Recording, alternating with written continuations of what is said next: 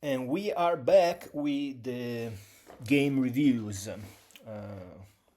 I stopped for a few days because I had a throat ache, and so it was better to not stress my throat talking out loud about chess.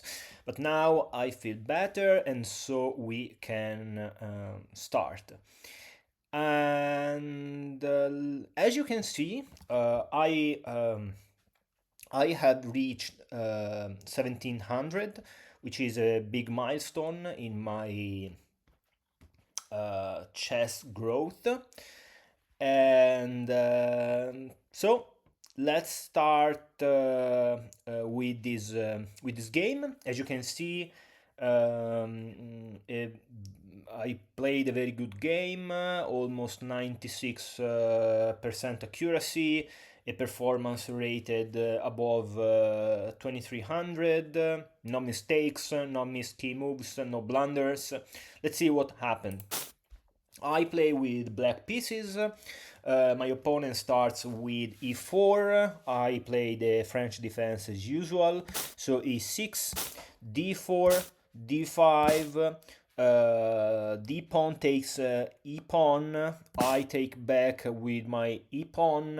And so this is the French defense exchange variation.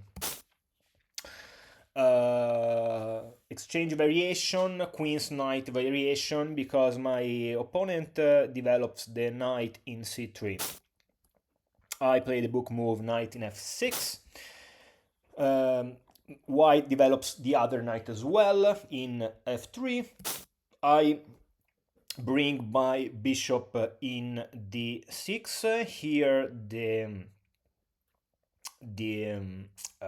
engine wants me to play bishop in b4, pinning the knight to the king.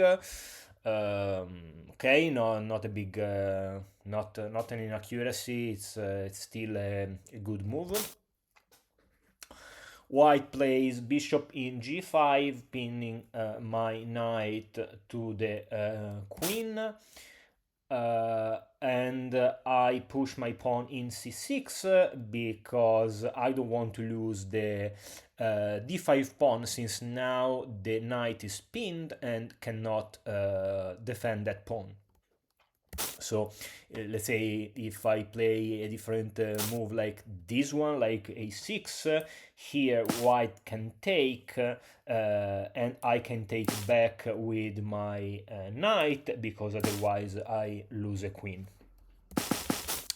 So pawn in c6, white develops with bishop in d3, I castle, he castles, and I develop my bishop in g4, pinning his knight to the queen. h3 to kick my bishop. I bring my bishop back to h5, keeping the pin on the knight.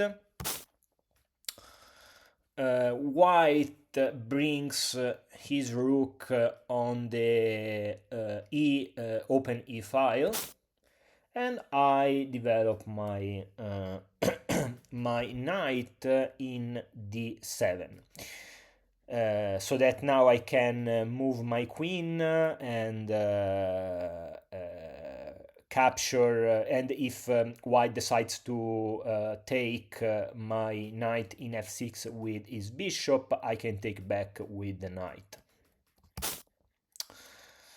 Very aggressive move by white here, who pushes the pawn to g4, kicking my bishop. The bishop has to move, and I move it to g6. Knight in e5. This is a tricky position, and you have to calculate a bit, because otherwise you risk to end up with double pawns, or to lose a piece. Everything can happen at this level. So here, to simplify the things, and also because I don't want to, I want to avoid something like this when I have to capture back with my pawn and damage my pawn structure. I decided to trade bishops. White captures back with the queen, and now this is an inaccuracy, not the best move, because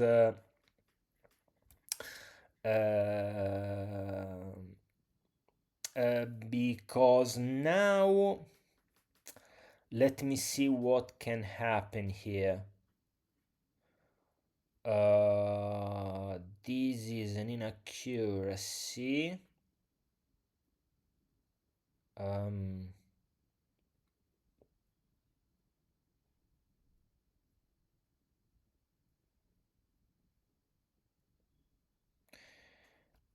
Probably because, yes, because with this, now I have to go back. Because if I don't go back and play something like this, after this,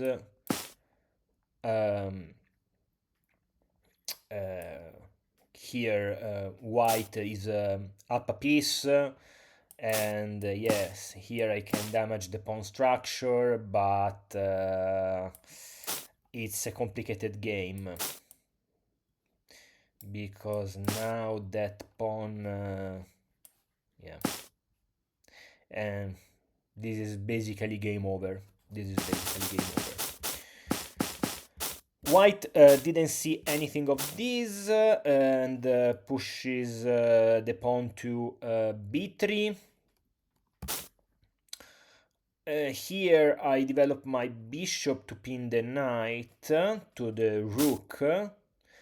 The knight moves, attacking my queen. I go back with my queen, and now that rook has to move because my bishop is staring at it. So the rook moves, but now I can finally capture that knight. Here white captures back with the pawn, and I can move my knight, which is in a very nice spot. First of all, it's attacking the bishop in g5, and this is a central square. The knight is very active, is covering this square, which can be useful for me. So I'm very happy with my position now. And this is a mistake by White, who probably didn't realize that his bishop was hanging, because now I can capture that pawn. White takes back with the knight, but now I can capture the bishop. And here it's this square for the knight is still good because okay, I can go back to e4 because now that that square is controlled by the knight, but I can threaten a few things, not now, but in the future.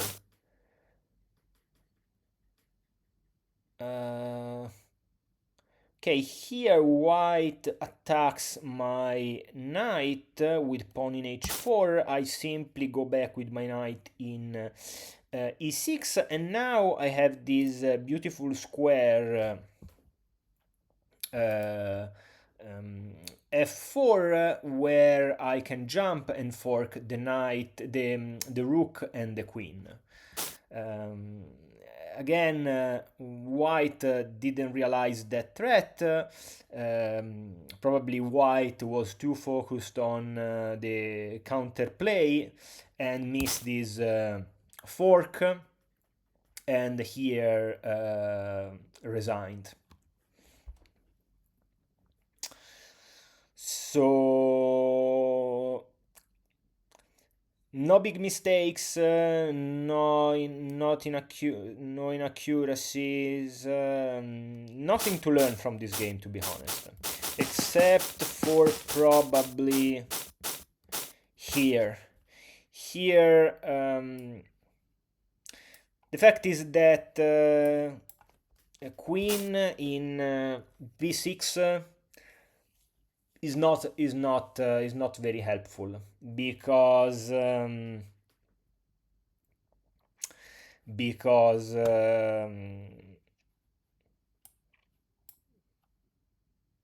probably no, yeah, no need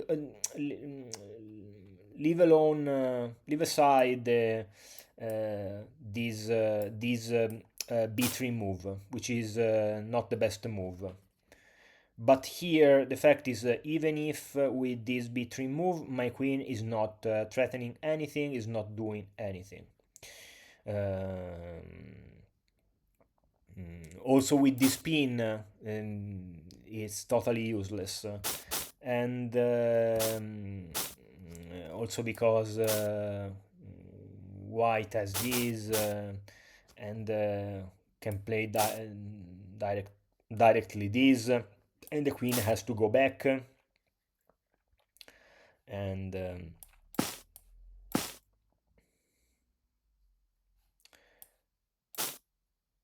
here things are yeah, this is the best move, because after this there is this probably not the best move. The best move is to capture and now I have to take, yeah, because I don't want white to double the rooks. So here the takeaway from this game is to not make useless move, which is a good general principle to obey. So let's see you in the next review. Ciao ciao.